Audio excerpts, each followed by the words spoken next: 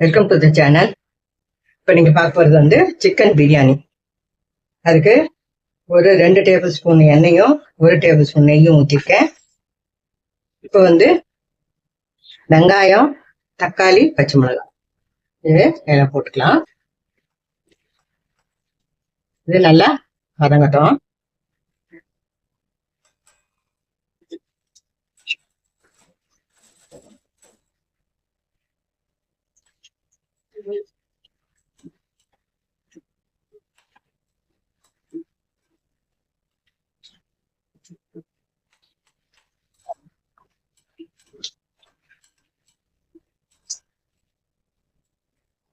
வதங்கட்டும். இது வதங்குற நேரத்துக்கு நம்ம வந்து இதை அரைச்சிட்டு வந்துடலாம். கொஞ்சமாக வெங்காயம், தக்காளி, இஞ்சி, இந்த குட்டி பல்லு, அதனால 10-12 பல்லு பூண்டு போட்டிருக்கேன்.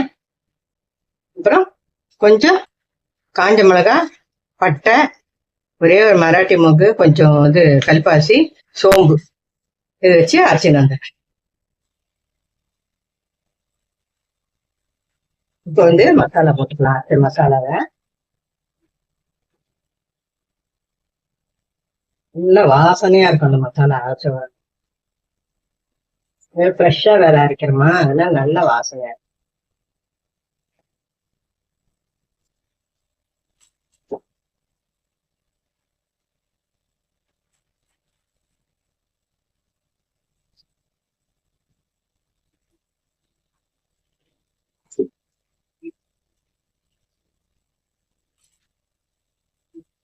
மசாலா வதங்கட்டும்.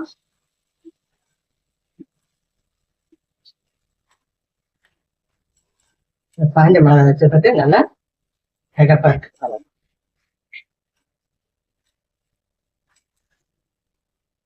மஞ்சத்தூள் கொஞ்சம் போட்டுக்கலாம். சும்மா ஒரு 3/4 டீஸ்பூனு. ஏன்னா நான்வெஜ்ன்றதுனால ஒரு 3/4 டீஸ்பூன் மஞ்சள்.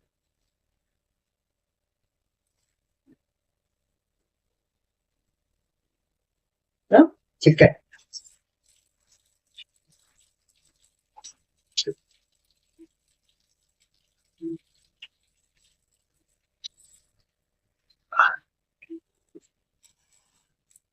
மஞ்சத்தூளும் சிக்கனும் போட்டாச்சு. இந்த சிக்கனுக்கு ஏற்ற சால்ட் கொஞ்சம் போட்டுக்கலாம்.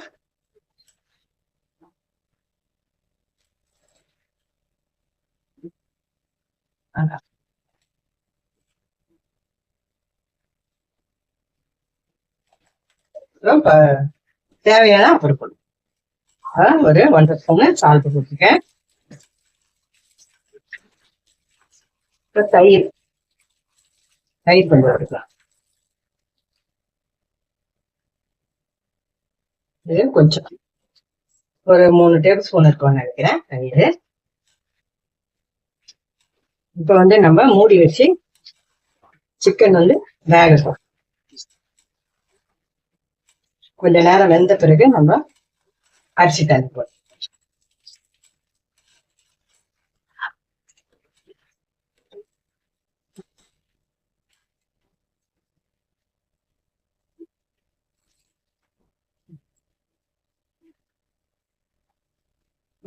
மூடி கொஞ்ச நேரம்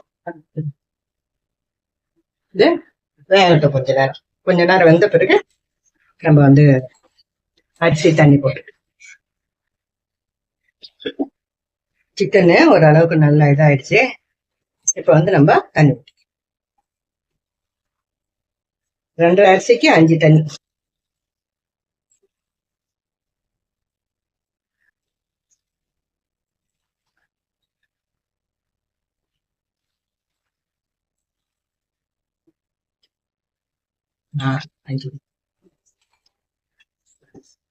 கொத்தமல்லி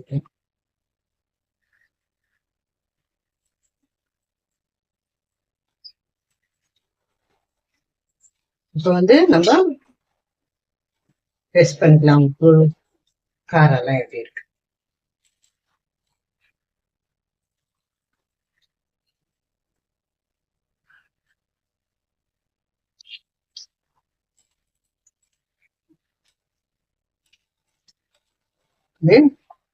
வச்சுட்டு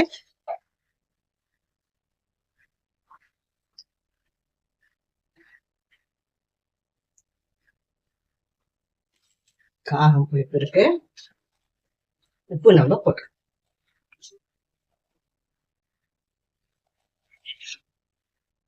கொஞ்சம் இப்போ வந்து லைட்டா உரைக்கிற மாதிரி இருந்தா நல்லா இருக்கும்.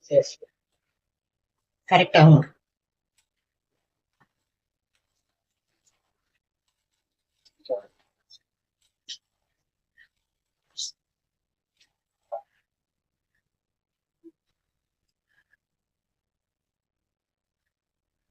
சரியா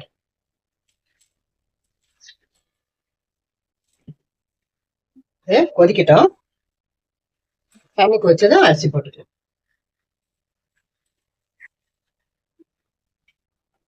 தண்ணி கொதிச்சிச்சு. இப்போ வந்து ஸ்டவ் சிம்ல வச்சுட்டு அரிசி போட்டு சிம்ல வச்சுட்டு போடுங்க. அதுக்கப்புறம் வந்து மீடியம் ஆயிடுச்சு. ஏன்னா வெயிலுக்கு கையில கொஞ்சம் பட்டாலும் போதும், நமக்கு தாங்க முடியாது, இந்த அளவுக்கு இருக்கு வெயில். இது அரிசி வந்து சீரக சம்பா அரிசி. நான் வந்து ரொம்ப நேரம் ஊற வைக்கல, நான் டிஷ் செய்யும் போது கழுவி வச்சு.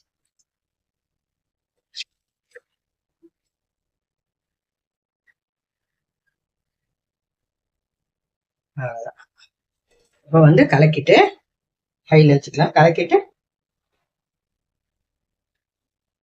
லேசா எந்த அரிசினாலும் லேசா கலரிக்குவேன்.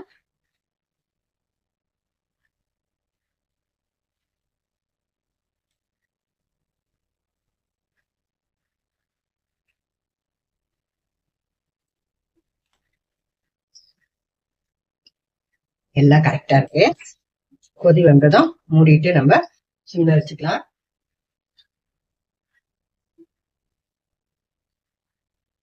கொதி வருது பாருங்க. எங்க ஹஸ்பண்ட் வந்து கேமரா ஃபிக்ஸ் பண்ணிட்டு போயிருக்காங்க. அதனால நான் வந்து கேமரா வச்சுதான், கேமரா ஸ்டாண்ட் வச்சுதான் பண்றேன் நானு. அதனால நானே ஆப்ரேட் பண்ணிட்டு பண்றேன்.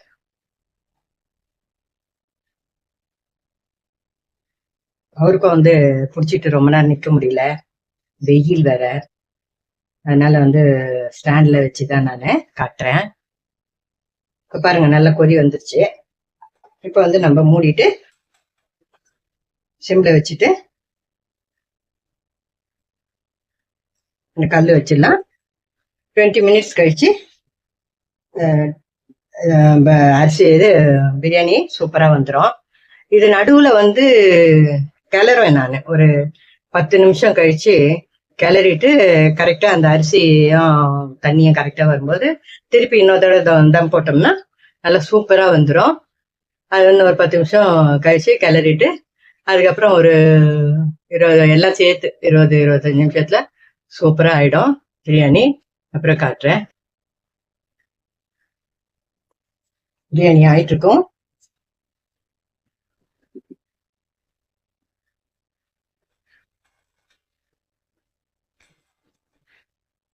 கரெக்டா வந்துச்சு பாருங்க. நான் ஸ்டவ் ஆஃப் பண்ணிடுறேன்.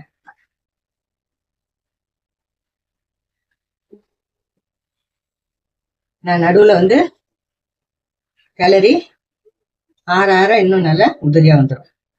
ரொம்ப இப்ப கிளறக்கூடாது.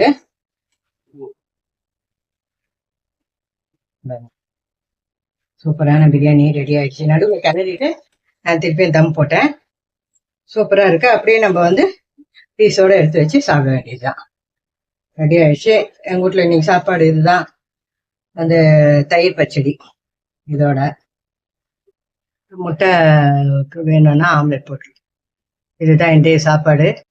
இந்த வீடியோ பிடிச்சிருக்கோம் நம்புறேன். பிடிச்சிருந்தா லைக் பண்ணுங்க, ஷேர் பண்ணுங்க, எங்க சேனல் சப்ஸ்கிரைப் பண்ணுங்க. புதுசா பாக்குறவங்க வந்து சப்ஸ்கிரைப் பண்ணிட்டு பாத்தீங்கன்னா எங்களுக்கு சந்தோஷமா இருக்கும். இந்த வீடியோ பாக்குற அனைவருக்கும் என்னோட மனமார்ந்த நல்வாழ்த்துக்கள். தேங்க்ஸ் ஃபார் வாட்சிங்.